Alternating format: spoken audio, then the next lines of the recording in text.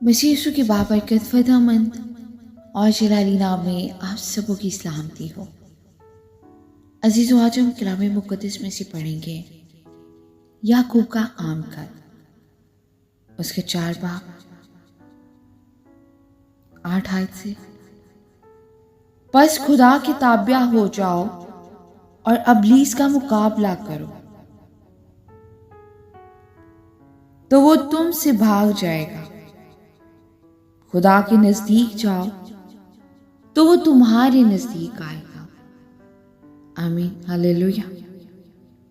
आए गुनाहगारों, अपने हाथों को साफ करो, और आए दो दिलों, अपने दिलों को पाक करो। अफसोस और मातम करो और रो। तुम्हारी हंसी मातम से बदल जाए और तुम्हारी खुशी उदासी से। खुदावंद के सामने फरोत नहीं करो, वो तुम्हें सर बुलंद करेगा।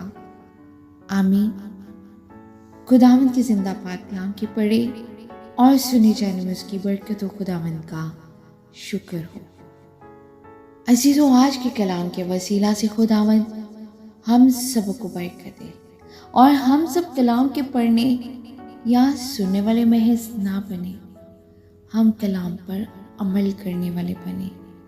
आमीन। कलाम